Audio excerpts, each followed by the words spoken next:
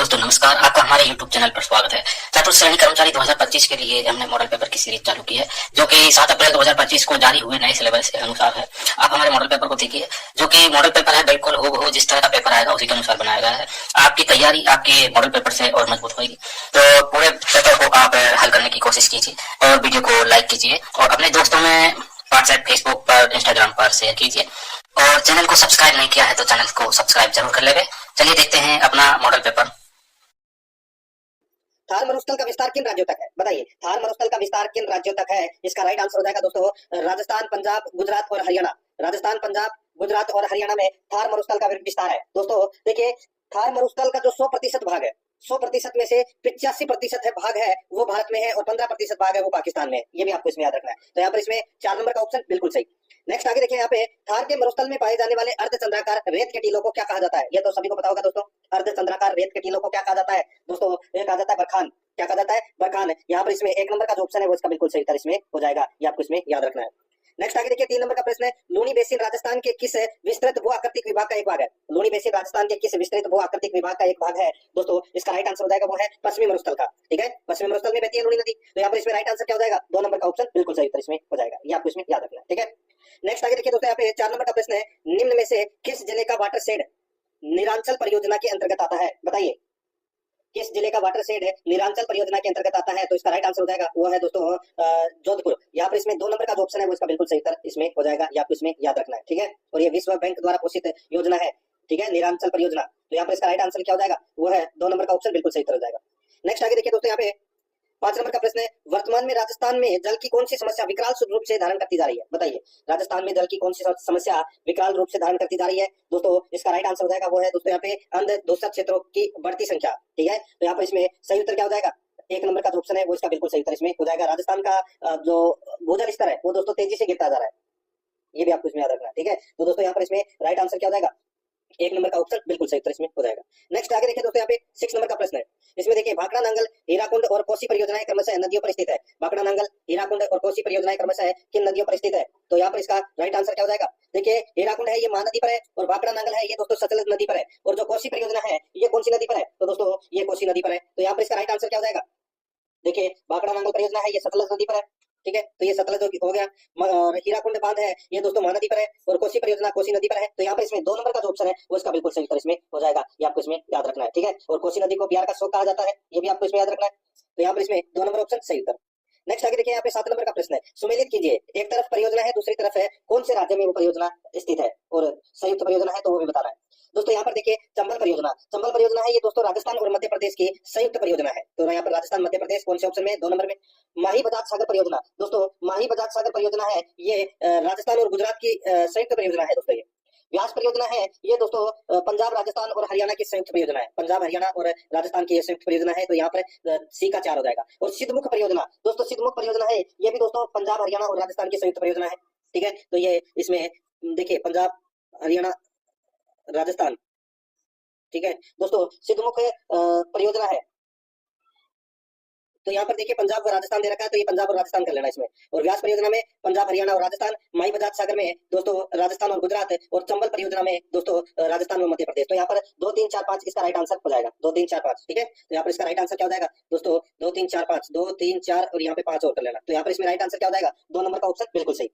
आगे देखिए, 8 नंबर का प्रश्न है, सिद्धमुख नोहर सिंचाई परियोजना को कौन सी नदियों का अतिरिक्त पानी प्राप्त होता है? सिद्धमुख नोहर सिंचाई परियोजना को कौन सी नदियों का अतिरिक्त पानी प्राप्त होता है? दोस्तों इसका राइट आंसर हो जाएगा वो है इसमें रावी और व्यास का। यहाँ पर इसमें राइट आंसर क्या हो जाएगा? 1 नंबर का ऑप्शन बिल्कुल सही, रावी और व्यास का। ठीक है, नेक्स्ट आगे देखिए दोस्तों, यहाँ पे 9 नंबर का प्रश्न है, निम्नलिखित में से कौन सा बांध कोट बांध भी कहलाता है? कौन सा बांध कोट बांध भी कहलाता है? इसका राइट आंसर हो जाएगा दोस्तों सरजू सागर बांध है। सरजू सागर बांध है ये दोस्तों इसको कोट बांध के नाम से भी जाना जाता है। तो यहाँ पर इसमें राइट आंसर क्या हो जाएगा? वो है 4 नंबर का ऑप्शन बिल्कुल सही उत्तर हो जाएगा। और ये झुंझुनू में उदयपुर वाटी शहर के पास में ये स्थित है। तो यहाँ पर इसमें 4 नंबर का ऑप्शन सही उत्तर। 10 नंबर का प्रश्न इसमें देखिए, सुमेलित कीजिए, सुमेलित करना है अपने को, बताना है दोस्तों किसके द्वारा कौन से राज्य की स्थापना है वो की गई थी। यहाँ पर देखिए, सवाई जय सिंह द्वारा जयपुर नगर बसाना। बताइए, जयपुर की स्थापना कब हुई थी दोस्तों? 1727 में हुई थी, यानी कि पहले का 2 हो जाएगा। ठीक है, राजा सूरजमल द्वारा भरतपुर की जो स्थापना है दोस्तों, भरतपुर की जो स्थापना है ये 1733 ईस्वी में की गई थी, यानी कि बी का हो जाएगा दोस्तों 4। राव प्रताप सिंह द्वारा अलवर की जो स्थापना है वो दोस्तों कब की गई थी? तो ये 1771 में की गई थी दोस्तों, 1771 में। और जालिम सिंह द्वारा झालावाड़ की जो स्थापना है वो दोस्तों 1791 में की गई थी। तो यहाँ पर अपना इसमें सही उत्तर क्या हो जाएगा? देखिए 2 4 1 3, 2 4 1 3 कौन से ऑप्शन में है? तो यहाँ पर देखिए 3 नंबर का ऑप्शन दिखाई दे रहा है, ये अपना सही उत्तर हो जाएगा। 11 नंबर का प्रश्न इसमें देखिए, राजस्थान में अंतरराष्ट्रीय सीमा का प्रारंभ व अंत किन स्थानों से होता है? राजस्थान में अंतरराष्ट्रीय सीमा का प्रारंभ व अंत किन स्थानों से होता है? राइट आंसर हो जाएगा दोस्तों, देखिए प्रारंभ की अगर मैं बात करूं, ठीक है, तो दोस्तों ये प्रारंभ होता है इंदुमल कोट से सागट गांव तक, ठीक है। यहाँ पे इसमें 3 नंबर का जो ऑप्शन है वो इसका बिल्कुल सही उत्तर हो जाएगा। इंदुमल कोट गंगानगर से प्रारंभ होकर बाड़मेर के सागट गांव तक जाती है, यहाँ पर इसमें 3 नंबर का ऑप्शन सही। 12 नंबर का प्रश्न इसमें देखिए, राजस्थान की आकृति है, राजस्थान की आकृति कैसी है? तो दोस्तों बताइए। तो दोस्तों राजस्थान की जो आकृति है वो विषम समचतुर्भुज के समान है, यानी कि पतंगाकार। तो यहाँ पर इसमें राइट आंसर क्या हो जाएगा? ऑप्शन के अनुसार दोस्तों चौकोर आप बोल सकते हैं। तो यहाँ पर इसमें 3 नंबर का जो ऑप्शन है वो इसका बिल्कुल सही उत्तर इसमें हो जाएगा, ये आपको इसमें याद रखना है, ठीक है। इसे अनियमित समचतुर्भुज भी कहते हैं और असमान चतुर्भुज भी आपको कह सकते हैं। तो यहाँ पर इसमें 3 नंबर का ऑप्शन बिल्कुल सही। आगे देखिए 13 नंबर का प्रश्न है, उत्तरी पश्चिमी शुष्क प्रदेश में वर्षा न होने का प्रमुख कारण क्या है? उत्तरी पश्चिमी शुष्क प्रदेश में वर्षा होने का प्रमुख कारण है, वर्षा न होने का प्रमुख कारण है वो क्या है? तो दोस्तों वो है अरावली का वृष्टि छाया प्रदेश होना। यहाँ पर इसमें 4 नंबर का ऑप्शन बिल्कुल सही उत्तर इसमें हो जाएगा, ये आपको इसमें याद रखना है, ठीक है। नेक्स्ट आगे देखिए, यहाँ पे 14 नंबर का प्रश्न है, राजस्थान का कौन सा भौगोलिक अंचल प्राचीनतम है? कौन सा भौगोलिक अंचल प्राचीनतम है? इसका राइट आंसर हो जाएगा वो है अरावली पर्वतीय अंचल। यहाँ पर 3 नंबर का जो ऑप्शन है वो इसका बिल्कुल सही उत्तर हो जाएगा। नेक्स्ट आगे देखिए, गतिशील रेत के टीले को राजस्थान की स्थानीय भाषा में क्या कहते हैं? गतिशील रेत के टीले को राजस्थान की स्थानीय भाषा में दोस्तों क्या कहते हैं? इसका राइट आंसर हो जाएगा, उसको बोलते हैं दरियन। क्या बोलते हैं? दरियन बोलते हैं। 4 नंबर ऑप्शन बिल्कुल सही, दरियन। 16 नंबर का प्रश्न इसमें देखिए, मुकुंदरा पहाड़ियां राज्य के किस भाग में स्थित है? मुकुंदरा की पहाड़ियां दोस्तों कहां पर स्थित है? इसका राइट आंसर हो जाएगा वो है दोस्तों इसमें हाड़ौती के पठार में ये मुकुंदरा की पहाड़ियां है, ये स्थित है। यहाँ पर इसमें 1 नंबर का ऑप्शन बिल्कुल सही उत्तर हो जाएगा। 17 नंबर का प्रश्न इसमें देखिए, मरुस्थली प्रदेश की कौन सी 2 विशेषताएं हैं? मरुस्थली प्रदेश की कौन सी 2 विशेषताएं हैं? तो दोस्तों वो विशेषताएं हैं विशाल रेत के फैलाव, चट्टानी परित्यक्त शिलाएं, ये दोस्तों मरुस्थली प्रदेश की 2 विशेषताएं हैं। यहाँ पर इसमें 1 नंबर का ऑप्शन बिल्कुल सही उत्तर हो जाएगा। 18 नंबर का प्रश्न इसमें देखिए, राजस्थान में कम वर्षा का कारण अरावली पर्वतमाला की निम्न में से कौन सी स्थिति के कारण है? राजस्थान में कम वर्षा का कारण अरावली पर्वतमाला कि निम्न में से कौन सी स्थिति के कारण है? तो दोस्तों ये मैंने आपको बताया था पहले भी कि इसका मानसून के समानांतर होना। तो यहाँ पर इसका राइट आंसर हो जाएगा 1 नंबर ऑप्शन बिल्कुल सही, इसकी वजह से दोस्तों कम वर्षा होती है। नेक्स्ट आगे देखिए, यहाँ पे 19 नंबर का प्रश्न है, निम्नलिखित में से कौन सा राजस्थान की जलवायु को प्रभावित करने वाला आधारभूत तत्व है? राजस्थान की जलवायु को प्रभावित करने वाला आधारभूत तत्व है वो क्या है? तो वो है दोस्तों तापमान, ठीक है, क्या है? तापमान। यहाँ पर 3 नंबर का ऑप्शन है वो इसका बिल्कुल सही उत्तर हो जाएगा। आगे देखिए 20 नंबर का प्रश्न है, किस दिशा में राजस्थान में वर्षा की मात्रा में वृद्धि होती है? कौन सी दिशा में राजस्थान में वर्षा की मात्रा में वृद्धि होती है? तो दोस्तों ये होती है राजस्थान में वर्षा की मात्रा में वृद्धि की अगर मैं बात करूं तो दोस्तों ये होती है वर्षा की मात्रा में वृद्धि। दोस्तों देखिए राजस्थान में 2 शाखाओं से वर्षा होती है, ठीक है, एक है दोस्तों अरब सागरीय शाखा से और एक बंगाल की खाड़ी शाखा से, ठीक है। तो यहाँ पर इसका जो राइट आंसर हो जाएगा, देखिए ये इसके जो प्रवाह है, ठीक है, वर्षा का, तो ये होता है दोस्तों उत्तर पश्चिम से दक्षिण पूर्व, उत्तर पश्चिम से दक्षिण पूर्व की ओर वर्षा की मात्रा में वृद्धि होती है। तो यहाँ पर इसमें राइट आंसर हो जाएगा 3 नंबर का ऑप्शन बिल्कुल सही। उत्तर पश्चिम यानी कि रेगिस्तान का जो क्षेत्र है वहां पर कम होती है और दक्षिण पूर्व हाड़ौती वाला क्षेत्र है वहां पर ज्यादा होती है। तो ये अपना इसमें 3 नंबर का ऑप्शन राइट आंसर हो जाएगा। आगे देखिए यहाँ पे अब दोस्तों भाग 2 के अंदर राजस्थान इतिहास एवं कला संस्कृति के अपन 20 प्रश्न है वो पढ़ेंगे सिलेबस के अकॉर्डिंग। देखिए 21 नंबर का प्रश्न है, अभिलेख जो प्राचीन राजस्थान में भागवत संप्रदाय के प्रभाव की पुष्टि करता है। बताइए ये प्रश्न दोस्तों काफी बार परीक्षा में पूछा जा चुका है, कौन सा अभिलेख है वो राजस्थान में भागवत संप्रदाय के प्रभाव की पुष्टि करता है? इसका राइट आंसर हो जाएगा वो है गोसुंडी अभिलेख। यहाँ पर इसमें 1 नंबर का जो ऑप्शन है उसका बिल्कुल सही उत्तर हो जाएगा गोसुंडी अभिलेख।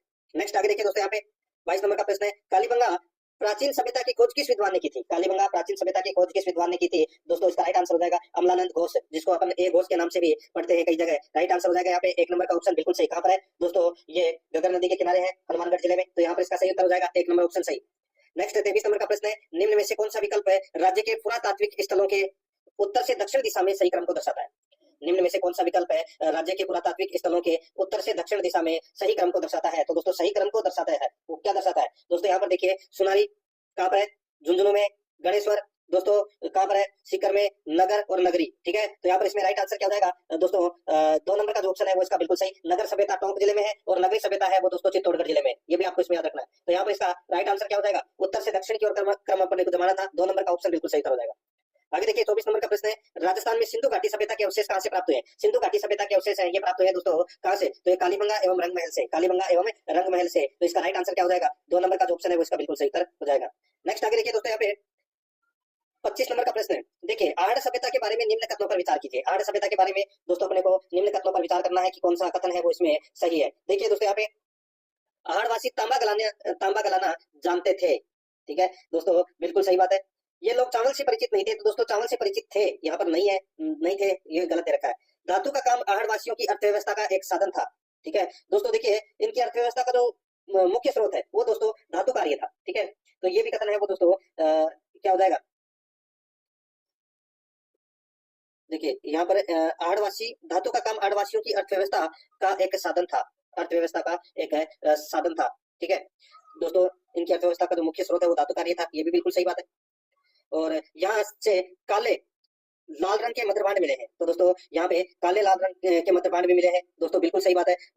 जिन पर सामान्यतः सफेद रंग से ज्यामितीय आकृति उकेरी गई है, तो दोस्तों यहाँ पर कौन कौन सा सही है, चौथा भी सही है, तीसरा भी सही है और पहला भी सही है। ठीक है, यहाँ पर ये दूसरा नंबर का ऑप्शन है वो अपना इसमें क्या हो जाएगा, राइट आंसर हो जाएगा। ठीक है, क्योंकि दोस्तों ये लोग है वो किससे परिचित थे, चावल से परिचित थे, लेकिन यहाँ पर नहीं थे लिखा हुआ है, तो अपना इसमें 2 नंबर का ऑप्शन राइट आंसर इसमें हो जाएगा। ठीक है, यहाँ पे अपने को असत्य कथन बताना था, 2 नंबर ऑप्शन सही था।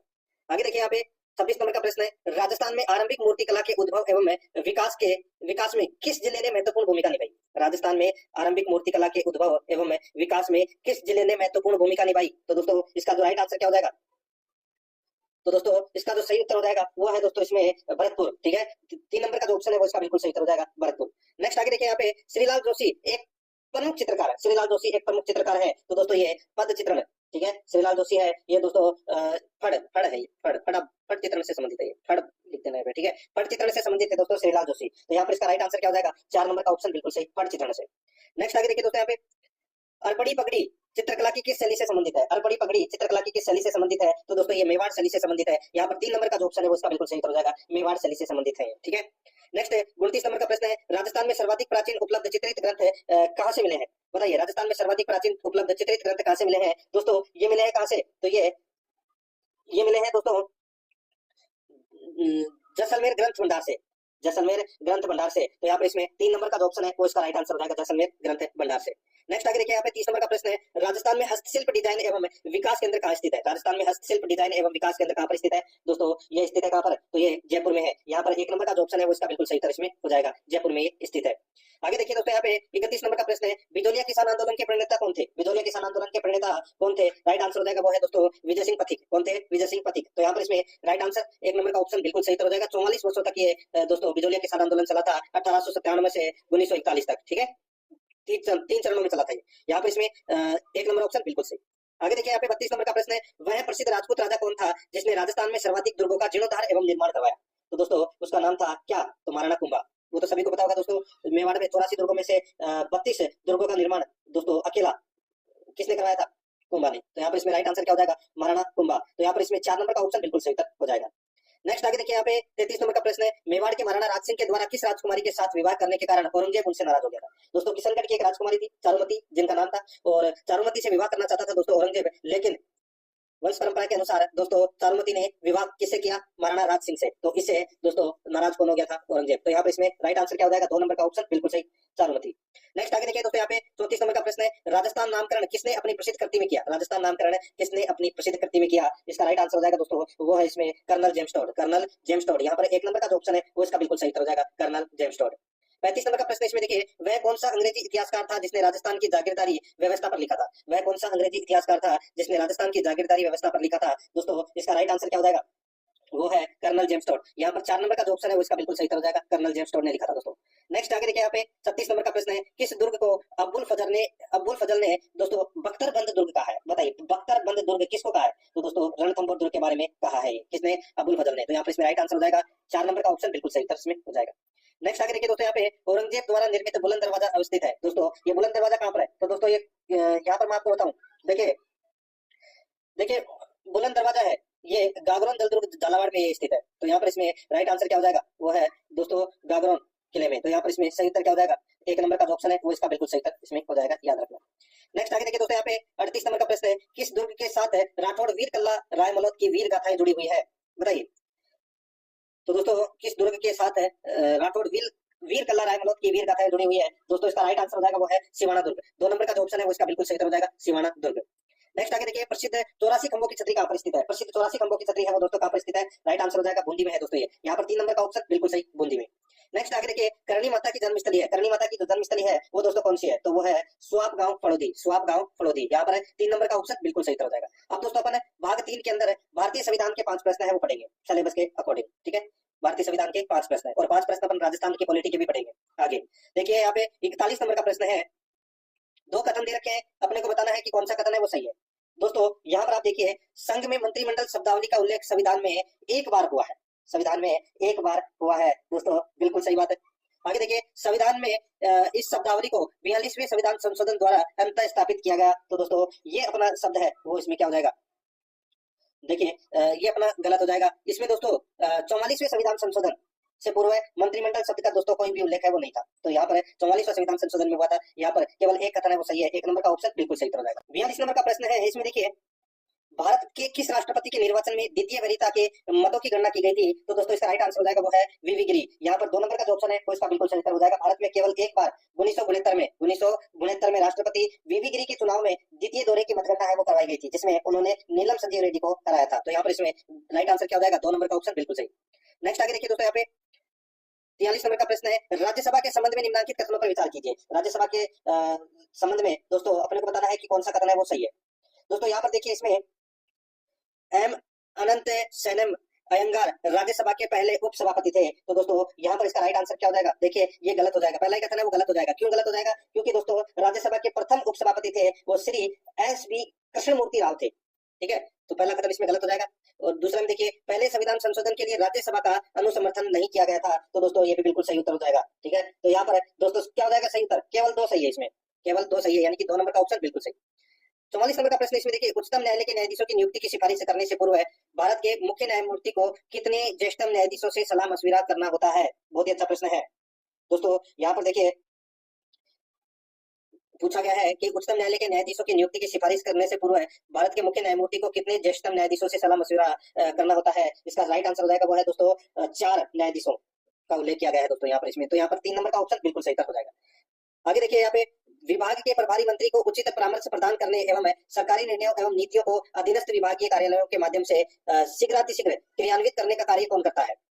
बताइए। विभाग के प्रभारी मंत्री को उचित परामर्श प्रदान करने एवं सरकारी निर्णयों व नीतियों को अधीनस्थ विभागीय कार्यालयों के माध्यम से शीघ्रातिशीघ्र क्रियान्वित करने का कार्य कौन करता है? इसका राइट आंसर क्या हो जाएगा दोस्तों? कौन करता है? तो दोस्तों इसका सही उत्तर हो जाएगा वो है शासन सचिव, ठीक है, शासन सचिव। 3 नंबर का ऑप्शन बिल्कुल सही हो जाएगा। अब दोस्तों अपन यहाँ पे भाग 4 के अंदर राजस्थान पॉलिटी के 5 प्रश्न है वो पढ़ेंगे। यहाँ पर देखिए, मुख्य सचिव का पद किस गवर्नर जनरल के समय सर्जित किया गया था? मुख्य सचिव का पद है ये किस गवर्नर जनरल के समय सर्जित किया गया था? राइट आंसर क्या हो जाएगा दोस्तों? ये पद है ये 1799 में दोस्तों उस समय के तत्कालीन गवर्नर लॉर्ड वेवेजली के समय सर्जित किया गया था। तो यहाँ पर इसमें 3 नंबर का ऑप्शन बिल्कुल सही हो जाएगा। आगे देखिए दोस्तों, यहाँ पे राजस्थान की प्रथम महिला मुख्य सचिव कौन बनी थी? प्रथम महिला मुख्य सचिव है वो कौन बनी थी? राइट आंसर हो जाएगा वो है कुशल सिंह। तो यहाँ पर इसमें श्रीमती कुशल सिंह, 2 नंबर का ऑप्शन बिल्कुल सही। नेक्स्ट आगे देखिए, जिला प्रशासन के उद्देश्य, जिला प्रशासन के उद्देश्य क्या है दोस्तों? जिले की नगरीय व ग्रामीण जनता का कल्याण, कानून और व्यवस्था लागू करना, भू राजस्व एकत्रित करना। तो यहाँ पर इसका राइट आंसर हो जाएगा उपरोक्त सभी। 4 नंबर का ऑप्शन बिल्कुल सही इसमें हो जाएगा। नेक्स्ट आगे देखिए, यहाँ पे भारत में जिला कलेक्टर का पद है वो किस वर्ष में शुरू किया गया था? जिला कलेक्टर का पद है ये दोस्तों 1772 में ये पद है वो सर्जित किया गया था वॉरेन हेस्टिंग के समय। तो यहाँ पर इसमें राइट आंसर 3 नंबर ऑप्शन हो जाएगा। आगे देखिए, जिला कलेक्टर को किसके द्वारा पद से हटाया जा सकता है? जिला कलेक्टर को किसके द्वारा पद से हटाया जा सकता है दोस्तों? इसका राइट आंसर हो जाएगा राज्य सरकार द्वारा केंद्र सरकार की सहमति से हटाया जा सकता है। तो यहाँ पर इसमें राइट आंसर क्या हो जाएगा? 4 नंबर का ऑप्शन बिल्कुल सही हो जाएगा। राज्य सरकार द्वारा केंद्र सरकार की सहमति से हटाया जा सकता है, 4 नंबर ऑप्शन सही। अब दोस्तों यहाँ पे अपन भाग 5 में सामान्य विज्ञान के 5 प्रश्न है वो पढ़ेंगे। देखिए इसमें 51 नंबर का प्रश्न है, प्रतिवर्ती क्रियाओं का नियंत्रण किसके द्वारा किया जाता है? प्रतिवर्ती क्रियाओं का नियंत्रण किसके द्वारा किया जाता है दोस्तों? इसका राइट आंसर क्या हो जाएगा? बताइए किसके द्वारा किया जाता है? तो इसका सही उत्तर हो जाएगा वो है दोस्तों मेरु रज्जु। यहाँ पर 2 नंबर का जो ऑप्शन है वो इसका बिल्कुल सही उत्तर हो जाएगा मेरु रज्जु। नेक्स्ट आगे देखिए, यहाँ पे न्यूरॉन क्या होता है? बताइए न्यूरॉन क्या होता है? ये तो सभी को पता होगा दोस्तों। न्यूरॉन है ये क्या होता है? ये दोस्तों तंत्रिका तंत्र की आधारभूत इकाई होती है, तंत्रिका तंत्र की आधारभूत इकाई होती है। राइट आंसर क्या हो जाएगा? 4 नंबर ऑप्शन बिल्कुल सही। नेक्स्ट आगे देखिए, मस्तिष्क का सोचने वाला भाग है, मस्तिष्क का सोचने वाला भाग कौन सा है? तो दोस्तों उसको बोलते हैं, क्या बोलते हैं? अग्र मस्तिष्क बोलते हैं उसको, अग्र मस्तिष्क, ठीक है। तो यहाँ पर इसमें राइट आंसर हो जाएगा 1 नंबर का ऑप्शन बिल्कुल सही उत्तर इसमें हो जाएगा। देखिए मस्तिष्क का मुख्य सोचने वाला भाग है वो आपको प्रमस्तिष्क के नाम से भी आपको देखने को मिलेगा, प्रमस्तिष्क, ठीक है। और ये जो प्रमस्तिष्क है ये अग्र मस्तिष्क का ही एक प्रमुख हिस्सा होता है। तो यहाँ पर इसका राइट आंसर क्या हो जाएगा? 1 नंबर ऑप्शन बिल्कुल सही। 54 नंबर का प्रश्न इसमें देखिए, निम्नलिखित में से कौन सा भारत का सर्वाधिक भारी रॉकेट तथा बाहुबली के नाम से जाना जाता है? बताइए कौन सा भारत का सर्वाधिक भारी रॉकेट है तथा बाहुबली के नाम से जाना जाता है? तो यहाँ पर इसका राइट आंसर हो जाएगा, उसका नाम है दोस्तों GSLV MK3, GSLV MK3। तो यहाँ पर इसका राइट आंसर क्या हो जाएगा? 3 नंबर का जो ऑप्शन है वो इसका बिल्कुल सही उत्तर इसमें हो जाएगा, ये आपको इसमें याद रखना है, ठीक है। आगे देखिए दोस्तों, यहाँ पे भारतीय उपग्रह GSAT-7 अनन्य रूप से बनाया गया है। बताइए ये GSAT-7 का उपयोग क्या है? तो दोस्तों इसका जो उपयोग है ये दोस्तों नौसेना के उपयोग के लिए दोस्तों इसका प्रयोग है वो किया गया है। तो यहाँ पर इसमें सैन्य संचार हेतु आप बोल सकते हैं। यहाँ पर 2 नंबर ऑप्शन बिल्कुल सही। अब अपन दोस्तों भाग 6 के अंदर कंप्यूटर के 5 प्रश्न है वो पढ़ेंगे। देखिए सामान्य टीवी रिमोट कंट्रोल में उपयोग की जाने वाली तरंगे होती है। बताइए सामान्य टीवी रिमोट कंट्रोल में उपयोग की जाने वाली तरंगे होती है, तो वो कौन सी तरंगे होती है? तो दोस्तों वो होती है कौन सी? अवरक्त किरणें, अवरक्त किरणें। तो यहाँ पर इसमें राइट आंसर क्या हो जाएगा? 3 नंबर का ऑप्शन बिल्कुल सही हो जाएगा। आगे देखिए 57 नंबर प्रश्न है, इंटरनेट क्या है? इंटरनेट क्या है? बताइए इंटरनेट है दोस्तों एक प्रोटोकॉल नेटवर्किंग है ये। तो यहाँ पर इसमें 4 नंबर का ऑप्शन बिल्कुल सही उत्तर हो जाएगा। नेक्स्ट आगे देखिए दोस्तों, यहाँ पे www से तात्पर्य क्या है? तो दोस्तों इसकी फुल फॉर्म हो जाएगी वर्ल्ड वाइड वेब। तो यहाँ पर इसमें राइट आंसर क्या हो जाएगा? 2 नंबर ऑप्शन बिल्कुल सही। नेक्स्ट आगे देखिए, वर्ल्ड वाइड वेब संकल्पना किसने बनाई थी? वर्ल्ड वाइड वेब संकल्पना किसने बनाई थी? ये बनाई थी दोस्तों टिम बर्नर्स-ली ने, टिम बर्नर्स-ली ने। तो यहाँ पर इसका 1 नंबर ऑप्शन बिल्कुल सही। नेक्स्ट आगे देखिए, ईमेल का जन्मदाता किसे माना जाता है? ईमेल का जो जन्मदाता है वो किसे माना जाता है? तो दोस्तों अमेरिका के एक वैज्ञानिक थे जिनका नाम था दोस्तों रेटा मलिनसन, रेटा मलिनसन, ठीक है। यहाँ पर इसमें 4 नंबर का ऑप्शन बिल्कुल सही हो जाएगा। अब दोस्तों अपने भारत और विश्व के करंट अफेयर के 5 प्रश्न है वो पढ़ेंगे भाग 7 में, बिल्कुल सिलेबस के अकॉर्डिंग दोस्तों अपन चल रहे हैं। देखिए गणतंत्र दिवस परेड में शामिल किस राज्य की झांकी को सर्वश्रेष्ठ झांकी का पुरस्कार 30 जनवरी 2025 को प्रदान किया गया? सर्वश्रेष्ठ झांकी का जो पुरस्कार है ये दोस्तों प्रदान किया गया उत्तर प्रदेश को। तो यहाँ पर इसमें 4 नंबर का ऑप्शन बिल्कुल सही। नेक्स्ट आगे देखिए, यहाँ पे यूनिफाइड पेंशन स्कीम यूपीएस के संदर्भ में निम्नलिखित कथनों पर विचार कीजिए। दोस्तों निम्नलिखित कथनों पर विचार करना है, वो अपने को यहाँ पर बताना है। दोस्तों देखिए कौन सा सही है। देखिए इस योजना की सिफारिश टीवी सोमनाथन समिति द्वारा की गई, बिल्कुल सही बात है, ठीक है। यह योजना 5 जनवरी 2025 से लागू होगी, ये कथन है वो दोस्तों इसमें गलत हो जाएगा। तो आपको कमेंट में बताना है कि यूपीएस जो पेंशन स्कीम है, ठीक है, ये योजना कब से लागू होगी। तो यहाँ पर दोस्तों केवल एक कथन है वो सही है, सही विकल्प का चयन कीजिए, केवल एक सही है, 1 नंबर का ऑप्शन बिल्कुल सही। नेक्स्ट आगे देखिए, प्रदेश को खेल के क्षेत्र में उन्नति के शिखर पर ले जाने के लिए किस मिशन की शुरुआत की गई है? तो बताइए कौन से मिशन की शुरुआत की गई है? तो वो है mission Olympic 2028, mission Olympic 2028, 2 number option बिल्कुल सही। नेक्स्ट आगे देखिए, यहाँ पे भारतीय खाद्य निगम यानी कि एफसीआई राजस्थान में पहला अन्न ऊर्जा भंडार कहाँ स्थापित कर रहा है? पहला अन्न ऊर्जा भंडार कहाँ स्थापित कर रहा है? तो दोस्तों ये अलवर में कर रहा है। यहाँ पर 1 नंबर का ऑप्शन सही उत्तर हो जाएगा। आगे देखिए, राजस्थान के किस युवक ने पॉकेट जीनियस प्रो कंप्यूटर बनाया है? राजस्थान के किस युवक ने पॉकेट जीनियस प्रो कंप्यूटर बनाया है? इसका जो राइट आंसर हो जाएगा वो है दोस्तों इसमें कौन सा? तो वो है चयन पांड्या। तो यहाँ पे इसमें 1 नंबर का ऑप्शन बिल्कुल सही, चयन पांड्या। आगे देखिए, यहाँ पे भाग 8 के अंदर देखिए राजस्थान करंट अफेयर के 5 प्रश्न पढ़ेंगे। देखिए 66 नंबर का प्रश्न है, राजस्थान में एक जिला एक उत्पाद नीति कब जारी की गई? दोस्तों ये नीति है ये जारी की गई दोस्तों 9 दिसंबर 2024 को, 9 दिसंबर 2024 को। 4 नंबर ऑप्शन सही उत्तर हो जाएगा। आगे देखिए, भारत की पहली कोयला गैलरी का उद्घाटन कहाँ किया गया? बताइए भारत की पहली कोयला गैलरी का उद्घाटन कहाँ किया गया? तो दोस्तों ये नई दिल्ली में किया गया, 2 नंबर का ऑप्शन बिल्कुल सही, नई दिल्ली में। आगे देखिए, किस जिला प्रशासन द्वारा नवंबर 2024 में रास्ता खोला अभियान चलाया गया है? रास्ता खोलो अभियान है वो दोस्तों कहाँ चलाया गया है? तो दोस्तों इसका राइट आंसर हो जाएगा ये जयपुर में, ठीक है, जयपुर के जिला कलेक्टर द्वारा, जितेंद्र सोनी के द्वारा। तो यहाँ पर 3 नंबर ऑप्शन बिल्कुल सही। नेक्स्ट आगे देखिए, यहाँ पे पेरिस पैरा ओलंपिक 2024 में R2 महिला 10 मीटर एयर राइफल SH1 के फाइनल में कांस्य पदक किसने जीता? तो दोस्तों कांस्य पदक है वो किसने जीता? राइट आंसर हो जाएगा मोना अग्रवाल ने। यहाँ पर 1 नंबर का ऑप्शन बिल्कुल सही, मोना अग्रवाल ने। 70 नंबर का प्रश्न इसमें देखिए, पेरिस ओलंपिक 2024 में नीरज चोपड़ा ने कौन सा पदक जीता? नीरज चोपड़ा ने कौन सा पदक जीता? इसका राइट आंसर हो जाएगा रजत पदक जीता। यहाँ पर इसमें 2 नंबर का ऑप्शन बिल्कुल सही हो जाएगा, रजत पदक जीता।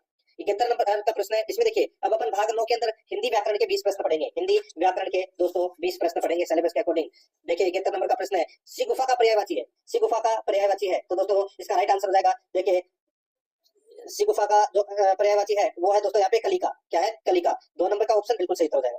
नेक्स्ट आगे देखिए दोस्तों, यहाँ पे अनिवार्य का विलोम शब्द है, अनिवार्य का विलोम शब्द क्या हो जाएगा? तो दोस्तों इसका राइट आंसर हो जाएगा ऐच्छिक, क्या हो जाएगा? ऐच्छिक। तो यहाँ पर इसमें 3 नंबर का ऑप्शन बिल्कुल सही हो जाएगा, ठीक है।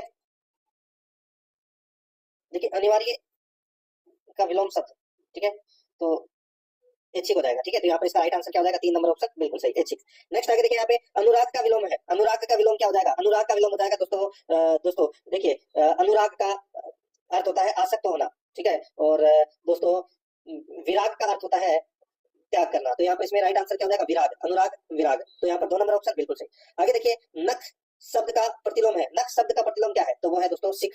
यहाँ पर 2 नंबर का जो ऑप्शन है वो इसका बिल्कुल सही हो जाएगा, सिख। नेक्स्ट 75 नंबर प्रश्न है, साहस शब्द का विलोम है, साहस शब्द का विलोम है वो क्या हो जाएगा? दोस्तों साहस शब्द का जो विलोम हो जाएगा वो हो जाएगा दोस्तों विति। तो यहाँ पर इसमें राइट आंसर एक नंबर ऑप्शन बिल्कुल सही। नेक्स्ट आगे देखिए दोस्तों, यहाँ पे किस विकल्प में द्वंद्व समास नहीं है? बताइए द्वंद्व समास कौन से विकल्प में नहीं है? तो यहाँ पर देखिए दाल भात में है, भूत प्रेत में है, शुभाशुभ में है, लेकिन यहाँ पे शुभागमन में दोस्तों नहीं है द्वंद्व समास। तो 4 नंबर ऑप्शन सही उत्तर हो जाएगा। आगे देखिए इनमें व्याकरण की दृष्टि से अशुद्ध वाक्य है, व्याकरण की दृष्टि से अशुद्ध वाक्य, सॉरी शुद्ध वाक्य कौन सा है? शुद्ध वाक्य कौन सा है दोस्तों? यहाँ पर देखिए शुद्ध वाक्य है शीघ्र ही वह आंदोलन देशव्यापी हो गया, शीघ्र ही वह आंदोलन देशव्यापी हो गया। ये वाक्य है वो दोस्तों क्या है? शुद्ध है। तो यहाँ पर इसमें 3 नंबर का जो ऑप्शन है वो इसका बिल्कुल सही उत्तर हो जाएगा। बाकी देखिए दिल्ली में अनेक दर्शनीय स्थल देखने योग्य हैं, तो दर्शनीय स्थल तो दोस्तों देखने योग्य ही होंगे, तो यहाँ पर ये देखने योग्य इसमें नहीं आना चाहिए। दिल्ली में अनेक दर्शनीय स्थल है, ठीक है। यह डिब्बा केवल मात्र महिलाओं के लिए आरक्षित है, तो यह डिब्बा केवल महिलाओं के लिए आरक्षित है, ठीक है। आज की वर्तमान स्थिति, तो आज में वर्तमान ही चल रहा है, तो दोस्तों यहाँ पर वर्तमान और आज दोनों में से एक आएगा, तो यहाँ पर इसका राइट आंसर क्या हो जाएगा? 4 नंबर ऑप्शन बिल्कुल सही, सॉरी इसमें 3 नंबर ऑप्शन बिल्कुल सही। आगे देखिए यहाँ पे इनमें से कौन सा शब्द तद्भव नहीं है? बताइए तद्भव कौन सा शब्द नहीं है? तो यहाँ पर इसका राइट आंसर हो जाएगा दोस्तों, देखिए जो शब्द है यहाँ पर देह दे रखा है, ये तद्भव शब्द नहीं है दोस्तों, ठीक है। तो यहाँ पर ये तत्सम शब्द है, 2 नंबर ऑप्शन सही।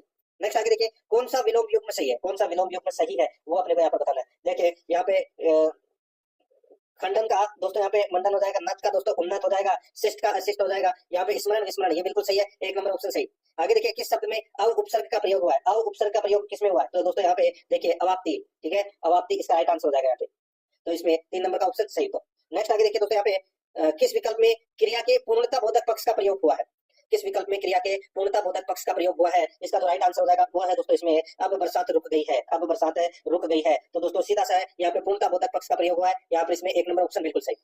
आगे देखिए यहाँ पे इनमें से किस वाक्य में कृत वाच्य का प्रयोग हुआ है? कृत वाच्य का प्रयोग है वो किसमें हुआ है? तो दोस्तों देखिए मोहन पुस्तक पढ़ रहा है, मोहन पुस्तक पढ़ रहा है, इसमें कर्ता कौन है? मोहन, ठीक है, और पढ़ना है वो क्रिया है, तो यहाँ पर इसका राइट आंसर क्या हो जाएगा? वो है 4 नंबर का जो ऑप्शन है वो इसका बिल्कुल सही उत्तर इसमें हो जाएगा, ये आपको इसमें याद रखना है। तो यहाँ पर इसमें 4 नंबर ऑप्शन सही। नेक्स्ट आगे देखिए यहाँ पे 83 नंबर प्रश्न है, निम्न में से कौन सा शब्द विदेशी मूल का नहीं है? विदेशी मूल का कौन सा शब्द नहीं है दोस्तों? यहाँ पर देखिए जो कायल, चाय, तंबाकू, ठीक है, विज्ञापन, विज्ञापन नहीं है दोस्तों। कायल है ये फारसी भाषा का शब्द है, चाय है ये चीनी भाषा का शब्द है, तंबाकू है ये पुर्तगाली भाषा का शब्द है, ठीक है, और विज्ञापन है ये हिंदी भाषा का शब्द है, यहाँ पर 4 नंबर ऑप्शन सही। आगे देखिए कलई खुलना मुहावरे का अर्थ है, कलई खुलना मुहावरे का अर्थ क्या है? तो वो है दोस्तों, बताइए कलई खिलना मुहावरे का अर्थ है, तो वो है दोस्तों रहस्य प्रकट हो जाना, रहस्य प्रकट हो जाना। राइट आंसर इसमें 3 नंबर ऑप्शन सही हो जाएगा। आगे देखिए किस शब्द का संधि विच्छेद गलत है? किस शब्द का संधि विच्छेद गलत है? तो दोस्तों इसका राइट आंसर हो जाएगा वो है इसमें प्रति बराबर प्रति प्लस शिक्षा, प्रतीक्षा, ठीक है, ये दोस्तों इसमें ये गलत दे रखा है। देखिए इसका संधि विच्छेद है वो दोस्तों ई के ऊपर एक मात्रा आएगी, ठीक है, तो इसलिए गलत है, इसमें मात्रा नहीं दे रखी, बाकी इसमें सारे सही दे रखे हैं, तो यहाँ पे इसमें 1 नंबर ऑप्शन सही। नेक्स्ट आगे देखिए निडर शब्द में समास है, तो निडर शब्द में कौन सा समास है? तो दोस्तों इसमें अवयवी भाव समास है, इसमें कौन सा है? अवयवी भाव समास है, बिना डर के, 2 नंबर ऑप्शन सही। नेक्स्ट आगे देखिए नगण्य शब्द में समास होगा, नगण्य शब्द में कौन सा समास होगा? तो दोस्तों इसमें समास होगा द्विगु समास, ठीक है, कौन सा समास? सॉरी नगण्य, यानी कि दोस्तों नगण्य, तो इसमें दोस्तों कौन सा? तत्पुरुष समास होगा दोस्तों, ठीक है, नेदु तत्पुरुष समास होगा, तो यहाँ पर इसमें राइट आंसर हो जाएगा 4 नंबर ऑप्शन बिल्कुल सही, तत्पुरुष समास। आगे देखिए एक दत्त पद का समास विग्रह क्या होगा? एक दंत, ठीक है, यानी कि एक है दांत जिसके अर्थात गणेश जी, बहुवीर समास, तो यहाँ पर इसका राइट आंसर हो जाएगा एक है दांत जिसके गणेश, 2 नंबर का ऑप्शन बिल्कुल सही। आगे देखिए अन्य पद प्रदान होता है, अन्य पद प्रदान होता है, तो दोस्तों इसका राइट आंसर हो जाएगा वो है दोस्तों बहुवीर्य में, बहुवीर्य के अंदर दोस्तों अन्य पद प्रदान होता है। अभी मैंने आपको बताया दोस्तों एक है दांत जिसके अर्थात गणेश जी, तो गणेश जी है वो इसमें प्रदान हो गया, तो यहाँ पर इसमें राइट आंसर 1 नंबर ऑप्शन सही। आगे देखिए किस समास में द्वितीय पद प्रदान है? द्वितीय पद प्रदान किसमें है? तो दोस्तों इसका राइट आंसर हो जाएगा वो है तत्पुरुष समास में द्वितीय पद है वो प्रदान रहता है, तो यहाँ पर इसमें 1 नंबर ऑप्शन सही था। अब दोस्तों अपन है वो इंग्लिश ग्रामर से संबंधित 15 प्रश्न है वो पढ़ेंगे, तो देखिए यहाँ पे पैसेज दे रखा है, ठीक है, पैसेज को पढ़कर उत्तर देना है, तो मैं यहाँ पे पैसेज नहीं पढ़ रहा हूँ, अगर आप पढ़ना चाहते हैं तो दोस्तों क्लास को स्टॉप कीजिए और पढ़ लीजिए। देखिए मैं यहाँ पे 91 नंबर का प्रश्न बता रहा हूँ, विच one of the following is the most appropriate title for the passage? बताइए पैसेज का टाइटल क्या है? तो यहाँ पर इसका राइट आंसर हो जाएगा दोस्तों इसमें फिजिकली चैलेंजेस के बारे में दोस्तों चर्चा की गई है, तो यहाँ पर इसका राइट आंसर हो जाएगा वो है देखिए रिहेबिलिटेशन ऑफ फिजिकल चैलेंज्ड, तो यहाँ पर इसमें राइट आंसर हो जाएगा 1 नंबर ऑप्शन सही। आगे देखिए वो आप पैराग्राफ पढ़ोगे तो ऑटोमेटिक पता लग जाएगा। आगे देखिए इन द अबव पैराग्राफ है इन एडिशन इंडिकेट्स, तो दोस्तों यहाँ पर इसका राइट आंसर हो जाएगा, यहाँ पे इन एडिशन का अर्थ क्या होता है? अतिरिक्त या अलावा, ठीक है, तो यहाँ पर इसका राइट आंसर हो जाएगा एडिशन, तो यहाँ पर 2 नंबर का ऑप्शन बिल्कुल सही। आगे देखिए आइदर दो चिल्ड्रन और my own son picked all the flowers, तो दोस्तों यहाँ पर इसमें राइट आंसर क्या जाएगा? इसमें इसका प्रयोग, इसमें दोस्तों देखिए इसमें आइदर और का प्रयोग हुआ है, आइदर और का प्रयोग हुआ है, ठीक है, तो यहाँ पे इसमें हैज का प्रयोग होगा, हैज आइक्ड, तो यहाँ पे इसमें राइट आंसर 2 नंबर का ऑप्शन बिल्कुल सही तक इसमें हो जाएगा, ये आपको इसमें याद रखना है, ठीक है। नेक्स्ट आगे देखिए दोस्तों यहाँ पे देखिए one proven way to beat an enemy is find is एक hill, what does finding article hills hill mean, बताइए दोस्तों। यहाँ पर देखिए, यहाँ पर शब्द दे रखा है दोस्तों, ये देखिए एक्ल्स हिल, ठीक है। तो इसमें इसका राइट आंसर क्या हो जाएगा, पैसेज के अनुसार दोस्तों वीक स्पॉट, 2 नंबर का ऑप्शन बिल्कुल सही हो जाएगा, वीक पॉइंट बोल सकते हैं आप। आगे देखिए यहाँ पे दोस्तों, which one of the following is sometime called vocalic rhyme, तो यहाँ पर इसका राइट आंसर हो जाएगा वो है दोस्तों एसोनेंस, तो यहाँ पर इसमें 1 नंबर का ऑप्शन बिल्कुल सही। नेक्स्ट आगे देखिए दोस्तों, यहाँ पे to bring to light, to bring to light, ये दोस्तों मुहावरे और लोकोक्ति से संबंधित ये प्रश्न है। तो दोस्तों यहाँ पर इसका राइट आंसर हो जाएगा टू ब्रिंग टू लाइट, यानी कि प्रकट होना, तो इसका राइट आंसर हो जाएगा टू रिवेल, 2 नंबर ऑप्शन बिल्कुल सही हो जाएगा। आगे देखिए catch red handed, catch red handed, तो इसका राइट आंसर हो जाएगा वो है दोस्तों कैच रेड हैंडेड, तो मतलब रंगे हाथों पकड़ा जाना, रंगे हाथों पकड़ा जाना, यानी कि अपराध करते हुए पकड़े जाना, तो इसका राइट आंसर हो जाएगा discovered in the act of doing, तो यहाँ पर इसमें 4 नंबर ऑप्शन सही था। आगे देखिए दोस्तों, यहाँ पे देखिए गेट कस्टर, बताइए दोस्तों, यहाँ पर ये भी उससे संबंधित है, मुहावरे और लोकोक्ति से संबंधित। तो दोस्तों इसको वो क्या बोलते हैं, इसको बोलते हैं, इसका अर्थ होता है यानी कि किसी अवसर पर बिना बुलाए घुसने वाला, ठीक है। तो यहाँ पर राइट आंसर क्या हो जाएगा वो है दोस्तों देखिए अनइनवाइटेड गेस्ट, तो यहाँ पर इसमें राइट आंसर क्या हो जाएगा 3 नंबर ऑप्शन बिल्कुल सही। आगे देखिए दोस्तों टू एंजल, टू एंजल, तो दोस्तों ये भी मुहावरे और लोकोक्ति से संबंधित है। तो एंजल का मतलब होता है कांटे से मछली पकड़ना, तो यहाँ पर इसका राइट आंसर हो जाएगा दोस्तों क्या हो जाएगा टू फिश, टू फिश इसका राइट आंसर हो जाएगा, ठीक है, 3 नंबर ऑप्शन सही। आगे देखिए made light of, made light of, ठीक है, तो इसमें देखिए मेड लाइट ऑफ, तो इसका राइट आंसर हो जाएगा ट्रीटेड इट लाइटली, तो यहाँ पर इसमें 2 नंबर का ऑप्शन बिल्कुल सही, तो इसमें हो जाएगा ट्रीटेड इट लाइटली, तो यहाँ पर इसका राइट आंसर क्या हो जाएगा 2 नंबर ऑप्शन सही। आगे देखिए fill in the blank determiners अपने को भरना है। देखिए I have quite books on art, books on art, तो दोस्तों यहाँ पर इसका राइट आंसर हो जाएगा वो है एफ्यू का प्रयोग होगा दोस्तों यहाँ पे, ठीक है, एफ्यू, यहाँ पर 1 नंबर ऑप्शन सही था। नेक्स्ट आगे देखिए फिल इन द ब्लैंक है विद द करेक्ट प्रीपोजिशन, जिसमें देखिए द ट्रेन स्टार्ट एट 6:10, यानी कि 6:10, ठीक है, so you had better be at the station 6, बताइए। तो यहाँ पे खालिस्तान में क्या आएगा दोस्तों, यहाँ पर खालिस्तान में आएगा बाई 6 आ जाएगा, इसमें बाई का यूज किया जाएगा दोस्तों, तो यहाँ पर इसमें 4 नंबर ऑप्शन सही। आगे देखिए इसमें भी खालिस्तान बनना है। देखिए all the passengers with the driver killed in the accident, तो यहाँ पर इसमें राइट आंसर क्या हो जाएगा, तो यहाँ पे इज किल्ड आएगा, ठीक है, इज किल्ड, तो यहाँ पर इसका सही उत्तर हो जाएगा 4 नंबर का जो ऑप्शन है वो इसका बिल्कुल सही इज।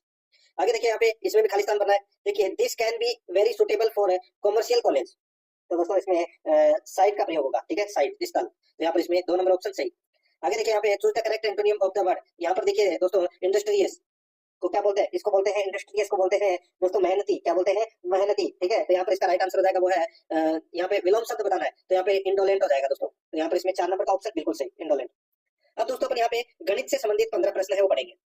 यहाँ पर देखिए एक थैले में 1 रुपए 50 पैसे और 25 पैसे के सिक्कों का अनुपात 2:3:5 के अनुपात में है, उनका कुल मान 114 रुपए है, तब 50 पैसे के सिक्कों की संख्या है वो क्या होगी, 50 पैसे के सिक्कों की संख्या है वो क्या होगी, सीधा सा है। यहाँ पर देखिए 1 रुपए, ठीक है, 50 पैसे और 25 पैसे ये लिख लीजिए। अब और इनका अनुपात है वो देख लीजिए, यहाँ पे 2:3:5 और 5 दे रखा है। अब दोस्तों इनमें सबसे पहले आपको रुपए में कन्वर्ट कीजिए, तो देखिए 1 को 2 से मल्टीप्लाई करेंगे, यानी कि दोस्तों 50 पैसे के 2 सिक्के हैं, तो अपने पास में कितने रुपए हो गए, तो दोस्तों इसमें 1 रुपया हो गया, इसके पास में 50 पैसे के सॉरी इसमें देखिए 1 रुपए के 2 सिक्के हैं, 1 रुपए के 2 सिक्के हैं तो 2 रुपए हो गए, और 50 पैसे के 3 सिक्के हैं, तो दोस्तों कितने रुपए हो गए, ये 1.50 हो गए, ठीक है, यानी कि 1.5 रुपया। फिर 25 पैसे के 5 सिक्के हैं, तो दोस्तों कितना हो गया, तो 1.25 रुपए, ठीक है। अब इसको आप टोटल कर लीजिए कितना हो जाएगा, तो 2 और 1 3, 3 और 1 4, तो 4.75, 4.75, ठीक है, ये टोटल रुपए है। अब दोस्तों देखिए उनका कुल मान 114 रुपए, उनका कुल मान है वो 114 रुपए है, तो 114 में आप 4.75 का भाग दे दीजिए, 4.75 का भाग दोगे तो कितना जाएगा, 24 बार जाएगा दोस्तों, कितनी बार, 24 बार जाएगा, ठीक है।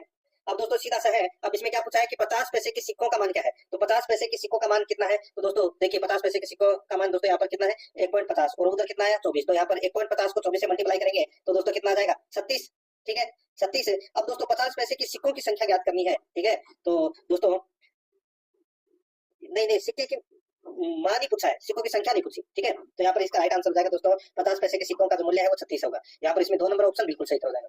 आगे देखिए 12,500 की एक धनराशि को राजू मोहन और सोनू के बीच क्रमशः 2:3:5 के अनुपात में बांटा जाता है, मोनू और राजू के भागों में अंतर है, मोनू और राजू के भागों में अंतर है वो कितने का है, दोस्तों यहाँ पर देखिए मोनू और राजू के भागों का अंतर अपने को बताना है कि 12,500 की एक धनराशि को राजू मोहन और सोनू के बीच क्रमशः 2:3 के अनुपात में बांटा जाता है, तो यहाँ पर राजू और मोहन का अनुपात कितना है, राजू और सॉरी मोनू और राजू का अनुपात है वो दोस्तों 3:2 हो जाएगा। तो यहाँ पर 3-2 बटे अनुपात होगा, कितना हो गया 2 और 3 5, 5 और 5 10, तो यहाँ पे 10 इंटू 12,500। ठीक है, बस ये जीरो से ये जीरो कट गया और 3 में से 2 गया तो क्या बचा 1 है। 1 इंटू 125 कर लीजिए, सॉरी 1 इंटू 1250 कर लीजिए, तो 1250 अपना सही उत्तर हो जाएगा। बी नंबर ऑप्शन बिल्कुल सही। 108 नंबर प्रश्न इसमें देखिए, किसी धर्म को 6 वर्ष के लिए निवेश करने पर, ठीक है दोस्तों, धन है ये, धर्म गलत टाइप हो गया है, ठीक है। देखिए किसी धन को 6 वर्ष के लिए निवेश करने पर 5600 रुपए की प्राप्ति होती है, ठीक है, यानी कि 6 वर्ष में दोस्तों 5600 रुपए प्राप्त होते हैं।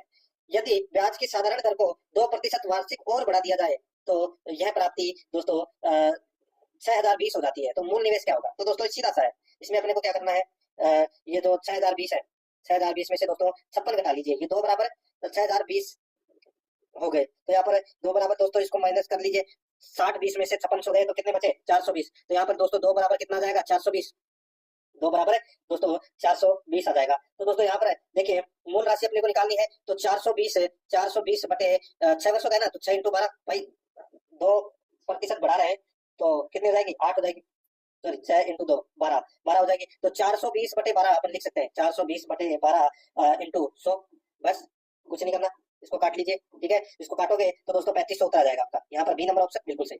आगे देखिए, वह राशि क्या होगी जिस पर 5.5% वार्षिक ब्याज की दर से 5 वर्षों में मिश्रधन 7280 हो जाता है। 5 वर्षों में मिश्रधन है वो 7280 है, वो हो जाता है, सीधा सा है। वह राशि क्या होगी जिस पर 5.5% वार्षिक ब्याज की दर से 5 वर्षों में मिश्रधन 7280 हो जाता है। दोस्तों यहाँ पर ऑप्शन उठा के कर लीजिए, वही सबसे बेटर रहेगा। इसका राइट आंसर मैं बता देता हूँ दोस्तों, 5698 मूलधन हो जाएगा दोस्तों इसमें, ठीक है, डी नंबर ऑप्शन बिल्कुल सही। आगे देखिए दोस्तों, यहाँ पे 110 नंबर का प्रश्न है, 500 के 6 सही, देखिए 500 के 6/7 का 42% का 35% होगा, बताइए दोस्तों। 500 का सबसे पहले 6 सही 7/प्रतिशत निकाल लीजिए, ठीक है, यानी कि दोस्तों सीधा सा आप ऐसे लिख सकते हैं कि 500 इंटू 6/7 इंटू 42/100 इंटू 35/100, बस इसको काट लीजिए। इसको काटोगे तो दोस्तों देखिए, इसको काटोगे तो आपके पास में राइट आंसर निकल कर आएगा दोस्तों 63, कितना आएगा 63 निकल कर आएगा दोस्तों। तो यहाँ पर इसमें ए नंबर का ऑप्शन सही था। आगे देखिए, एक दूधिया बेईमानी से नापकर 20% दूध अधिक लेता है, वह उसमें 25% पानी मिलाकर बेचता है, उसे कुल फायदा होगा, उसे कुल फायदा है वो कितना होगा। तो दोस्तों यहाँ पर देखिए 20 + 25 प्लस है दोस्तों 25 AB, यानी कि 25 इंटू 20/100, बस काट लीजिए इसको आप काटोगे तो दोस्तों सीधा सा आपके पास में राइट आंसर निकल कर आ जाएगा दोस्तों, 50% का लाभ होगा उसमें, ठीक है। तो यहाँ पर इसमें सी नंबर का जो ऑप्शन है वो इसका बिल्कुल सही। आगे देखिए, यहाँ पे एक वस्तु को 450 रुपए में बेचने पर 25% की हानि होती है, वह इसे किस मूल्य पर बेचे कि उसे 25% का लाभ हो, ठीक है। देखिए सीधा सा मैं आपको बताऊं 750 रुपए में बेचेगा। अब क्यों बेचेगा, तो दोस्तों देखिए इसको आप ऐसे लिख सकते हैं, 450 इंटू 100/75, ठीक है। तो ये 25 से ये 4 बार कट गया, ये 3 बार कट गया, ठीक है, और ये 15 थी 45, यानी कि 150 इंटू 4 करोगे तो ये 600, वस्तु है कितने की 600 रुपए की, 25% की हानि पर 450 रुपए में बेचा, 25% का लाभ कमाना है तो 600 का 25% कितना होता है 150 रुपए, यानी कि 150 रुपए और जोड़ दीजिए उसमें कितना 750। तो यहाँ पर इसमें ए नंबर ऑप्शन सही कर जाएगा।